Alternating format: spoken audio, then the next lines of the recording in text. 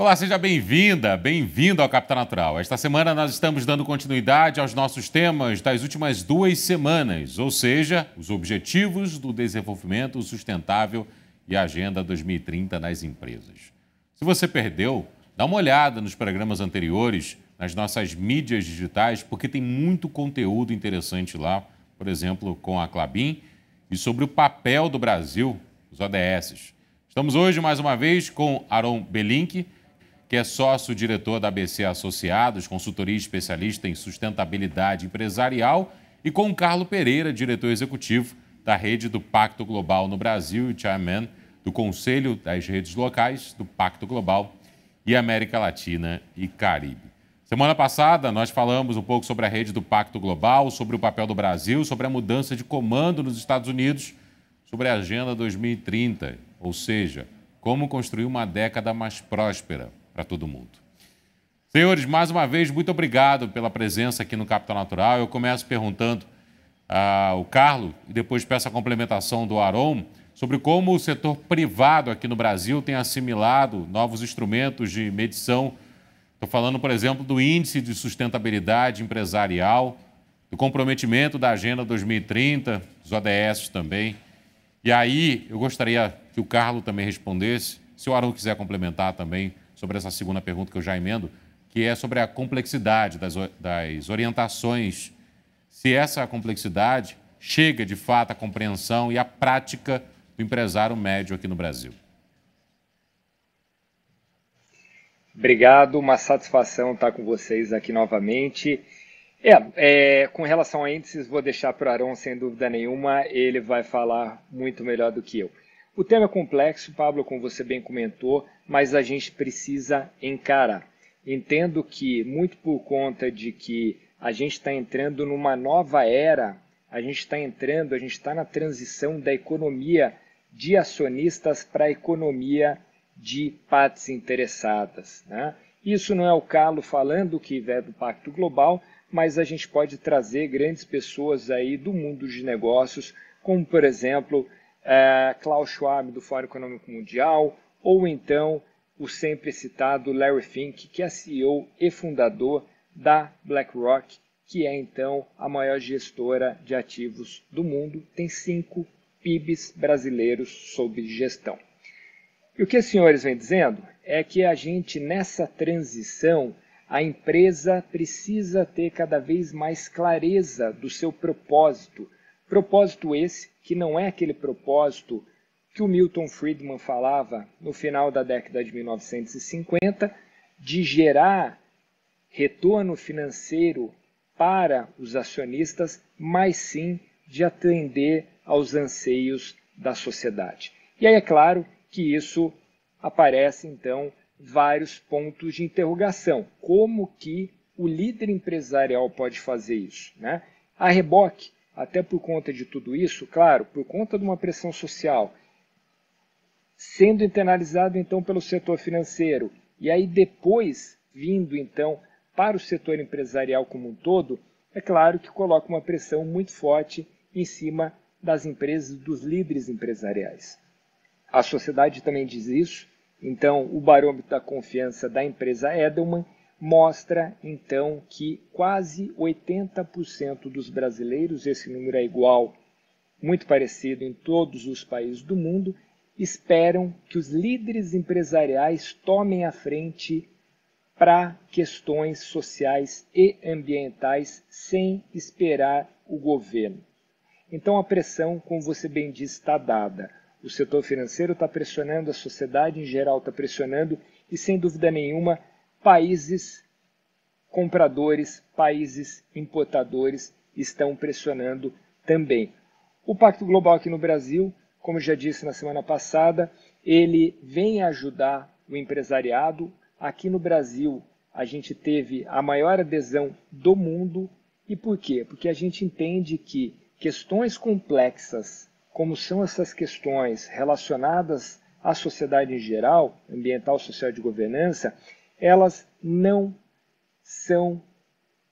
é factível que as empresas atuem sozinhas.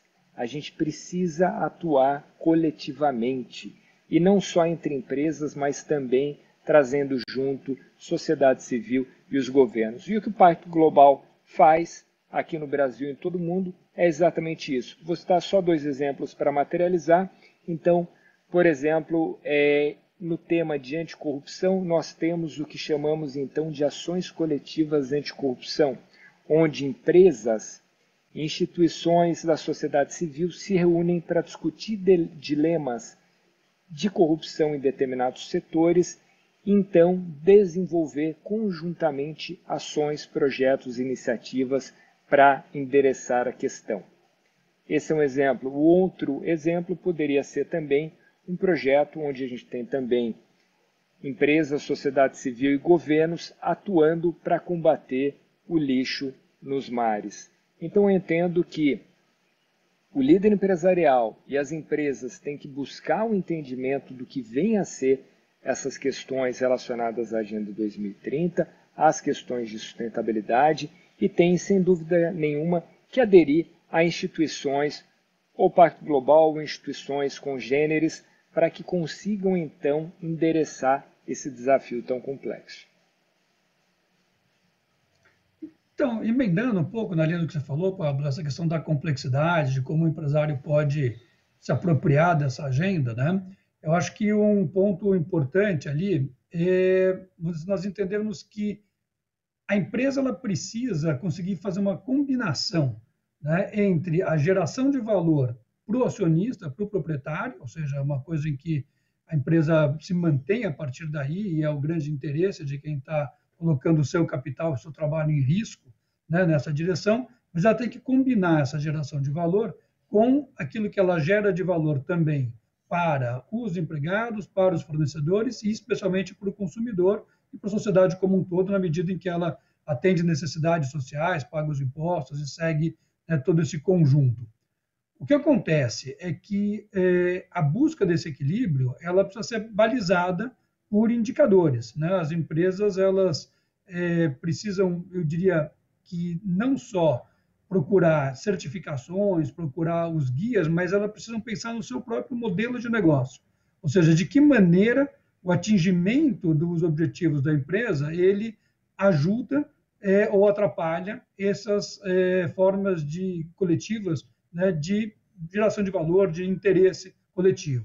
Uma iniciativa que vai muito nessa direção, que é interessante de se conhecer, por exemplo, é o Sistema B, que exatamente parte dessa ideia do propósito empresarial, da transparência e da responsabilidade que a empresa tem nessa direção. Tem uma outra coisa grande acontecendo, que se discute muito atualmente, que são os negócios de investimentos de impacto, que também estão procurando exatamente formas de atuação em que a empresa tenha ou negócios em que a empresa tenha esse equilíbrio entre o benefício do acionista e a geração de valor para a sociedade. Uma das ferramentas, né, como o Carlos comentou ali, que vai nessa direção e que mostra esse interesse, são os instrumentos de investimento, né, como, por exemplo, os índices de bolsa. Então, aqui no Brasil tem o ISE, né, o ISE B3, o índice da B3, índice de sustentabilidade empresarial, foi o 4º no mundo, existe desde 2005, né, continuamente, que tem sido uma referência importante para empresas. Tem também índices mais focalizados, o ICO2, que está voltado a emissões de carbono, você tem índices ligados à governança, ligados à qualidade do ambiente no local de trabalho, né? Tem outros produtos financeiros que também estão indo nessa direção, né? Como o Green Bonds, tem toda uma movimentação do setor financeiro que procura sinalizar para as empresas e para os investidores esse caminho em que o seu dinheiro possa contribuir não só para o interesse de quem está investindo, de quem tem o capital, mas também gerar um benefício para a sociedade de uma maneira sustentável. Essa, acho que é um pouco assim o quadro geral, e a aplicação prática disso, eu acho que ela vai depender muito da perspectiva de cada empresa. Como regra geral, eu acho que o grande termômetro que a empresa pode ter é exatamente estar de olho nesse equilíbrio, né? O que ela está gerando de problemas e o que ela está gerando de soluções, quem se beneficia das atividades dela e em que grau. Isso é muito importante de ser pensado, porque isso vai afetar a competitividade das empresas no longo prazo. Acho que dá para ter uma conversa longa sobre isso, mas eu não vou me esticar aqui agora. Mas deixa eu focar no ISE. E você falou que começou em 2005 a ser operado na Bolsa de Valores. Eu queria que você falasse um pouco na prática como é que ele funciona, até para o conhecimento de quem não é do lado empresarial, entender a importância que tem esse índice e, em geral, o empresariado médio no Brasil consegue aderir, é fácil aderir, as estimativas são plausíveis. E aí eu peço a complementação também do Carlos, no objetivo de mitigar os efeitos aqui no Brasil. Se é fácil conseguir mitigar os efeitos, o que as empresas têm feito? O ISE ele é um índice que é oferecido, é composto, né, por empresas selecionadas dentre aquelas que são listadas na B3, portanto, são empresas de grande porte, empresas que têm já ações negociadas em bolsa. Ele é selecionado entre empresas das mais líquidas que participam de um processo de seleção a partir de um questionário. Elas respondem a um questionário bastante extenso sobre as práticas e as políticas que elas têm na área de sustentabilidade, de ESG, né, social, ambiental e governança, e em função disso, em função também das evidências que elas têm, das respostas que foram dadas, e em função da reputação e da maneira como a empresa se posiciona na sociedade, elas são selecionadas para compor uma carteira, né, de investimento, como se fosse um portfólio, um fundo, né? Existe, inclusive, um fundo baseado no ISE, né, um ETF do ISE, e esse fundo, essa carteira, ele é um objeto de investimento. Então, esse é o índice propriamente dito. Então, as empresas que podem participar dele são limitadas, né? São um número limitado, só as empresas que estão listadas foram convidadas de participar no processo seletivo, mas ele é um instrumento de investimento que qualquer pessoa pode participar através do ETF, né, desse fundo negociado a partir do ISE. Né? Isso é uma questão de se procurar onde cada um investe. O importante de levar em conta é que essa referência que é usada no ISE, essa metodologia, ela também está aberta para que todo mundo possa conhecer. Então, existe uma possibilidade de empresas que não estão participando do processo seletivo usarem o ISE por meio de uma ferramenta que é um simulado, como a gente chama, né? Onde a empresa, procurando a B3, ela pode se inscrever e pode se autoavaliar pela mesma ferramenta que é usada para avaliar as empresas que concorrem à carteira do índice. Então, ele é uma ferramenta que ajuda também a dar uma pauta. De novo, estou falando que é uma coisa para empresas de um certo porte, empresas maiores, e empresas de porte menor vão encontrar também ferramentas muito úteis, por exemplo, com os indicadores Ethos, né, que é uma organização super pioneira nessa área e que tem indicadores voltados para empresas pequenas e médias, né? Também o Sistema B tem espaço para isso. Então, tem várias ferramentas que as empresas podem utilizar, além, obviamente, dos princípios do Pacto Global, que o Carlos vai falar aqui em seguida. Bola passada, então, Carlos. Claro, e obrigado. E, olha, sem dúvida nenhuma, pequenas e médias empresas a gente tem muito na nossa rede aqui no Brasil também, no mundo como um todo, mas principalmente aqui no Brasil. E, gente, com relação a risco, né, de empresas de ficarem fora dessa agenda, e, de novo, não é o Carlos, o Pacto Global, da ONU falando, mas, voltando a falar do Larry Fink aqui, que eles, inclusive, soltaram agora, por esses dias, a nova política voltada a investimento, que está totalmente voltada à questão da mudança do clima. Então, eu entendo que, em palavras dele, quem não se adaptar a essa nova regra do jogo vai ficar de fora, né?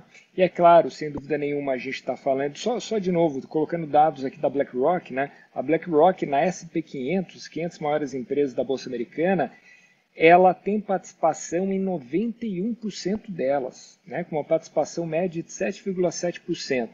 E eles têm um caráter cada vez mais ativista, ou seja, irem às assembleias das empresas, votarem contra resoluções que as empresas tomem, que vão contra questões ambientais, sociais e de governança, ou até mesmo votando contra, e aí uma atitude mais drástica, mas votando contra a recondução de executivos aos cargos por conta disso. Isso está acontecendo cada vez mais. Eu comentei agora também de uma certa evasão, que certamente, se a gente não virar o jogo, vai ser crescente, de investidores aqui no Brasil, né?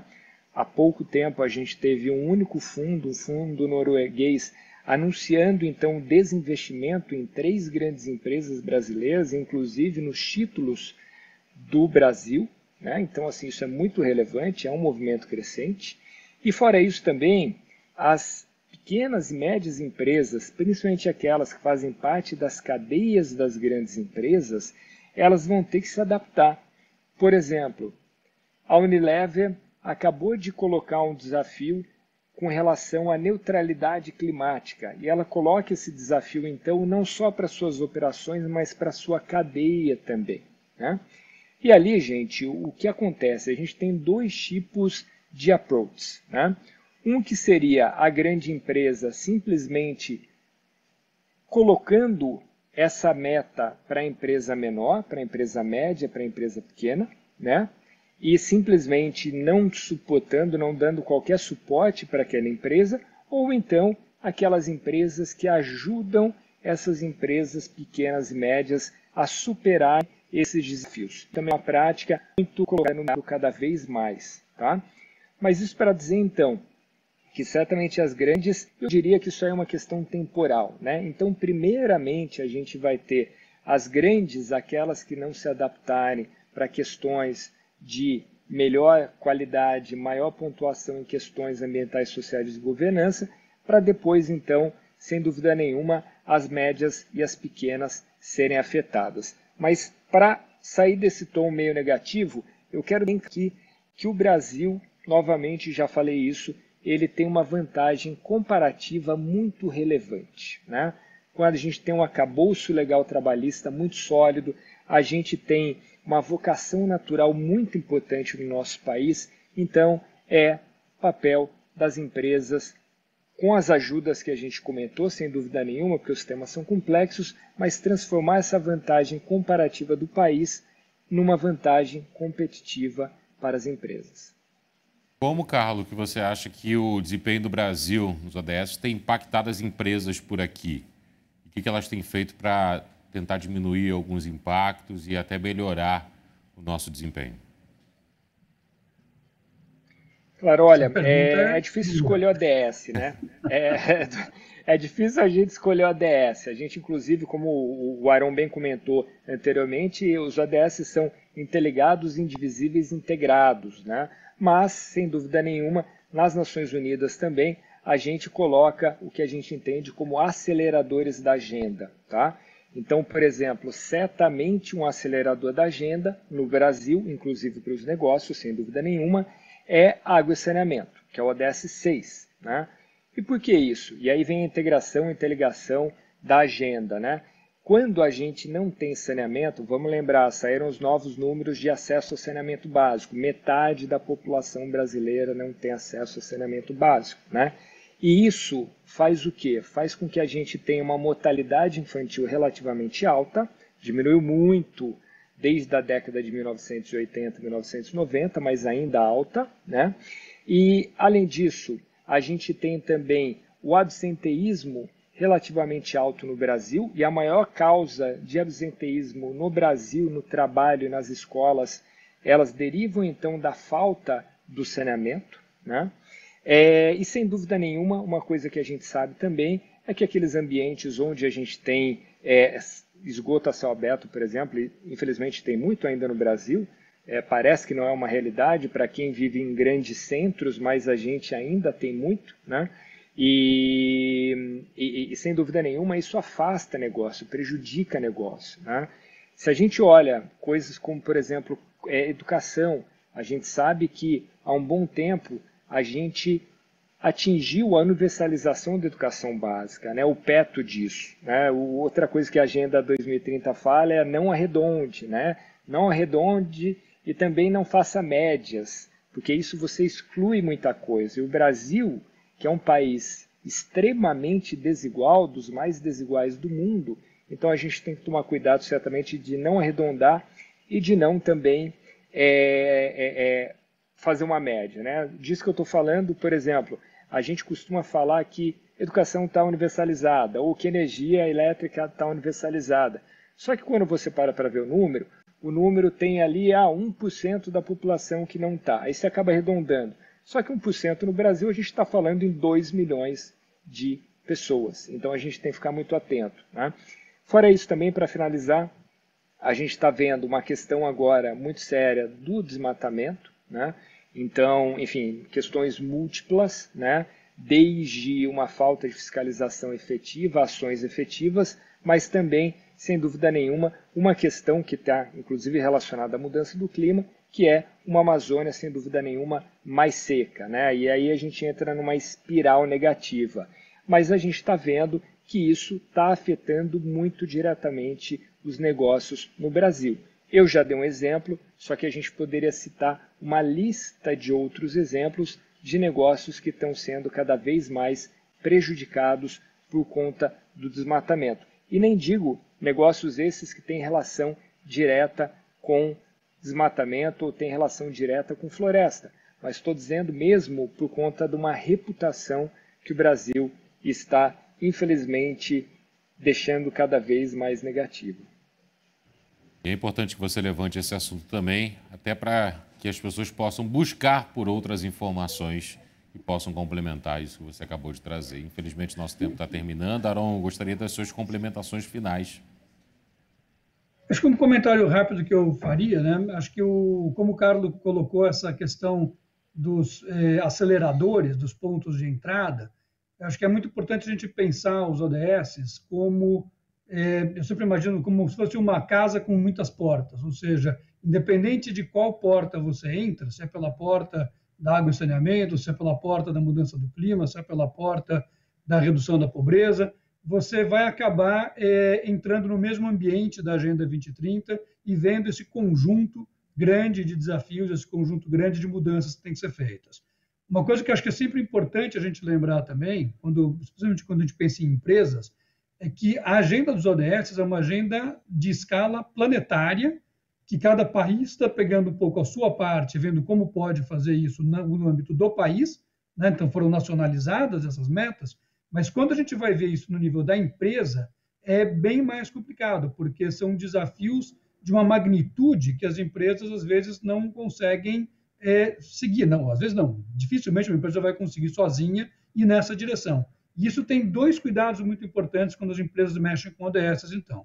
Primeiro, ela entender que ela precisa fazer isso em parceria e em conjunto, né, com fornecedores, com a cadeia de valor, com investidores, com o governo, com as outras empresas do mesmo território. Então, primeira coisa, não é uma coisa para se fazer sozinho. Segunda coisa, é não cair na tentação de pegar qualquer coisinha que você fez para uma coisa que tem a ver com ODS e sair dizendo que está contribuindo para aquele ODS. Né? Por quê? Porque a Agenda 2030 é uma agenda que tem escala, tem ambição, tem velocidade. Então, não é porque a gente fez uma coisinha na direção de ajudar a diminuir a pobreza, ou de combater a fome, ou de combater o desmatamento. Isso é bom, que ótimo que foi feito. Mas não é por isso que você está alinhado com os ODS, alinhado com a Agenda 2030. Então, você está alinhado, você tem que estar levando em conta escala, velocidade e integração, e não deixar ninguém para trás. Então, acho que é esse que é o ponto importante que torna essa agenda diferente. Se ela for banalizada na linha do checkbox, a gente só dizer que aquilo que eu já faço já ajuda, já estou fazendo a minha parte, a gente não está entrando em linha com os ODS. O Carlos não vai ter tempo de falar, mas eu puxo por ele. Tem um programa chamado Ambição 2030, do Pacto Global, que vale a pena ser visto para quem quiser entender um pouco esse lado da ambição e da década de ação, que é essa década agora, os próximos 10 anos, para chegar até 2030. Eu acho que esse é o nosso objetivo aqui, levantar questões sobre o mundo, colocar o caminho para que você que está nos acompanhando em casa possa buscar por outras informações também e ficar ainda mais informado com os próximos programas daqui para frente. Afinal de contas, voltaremos a esse tema um pouco mais à frente aqui na programação do Capital Natural. Aron Belink, sócio-diretor da ABC Associados, e Carlos Pereira, diretor executivo da Rede do Pacto Global no Brasil. Muito obrigado aos dois por permanecer conosco aqui no Capital Natural, pela entrevista também, por um assunto tão importante assim. E a você que está nos assistindo também, muito obrigado pela sua companhia. Tenha uma excelente semana pela frente, continue conosco, acesse as nossas redes sociais e até uma próxima oportunidade. Tchau, gente.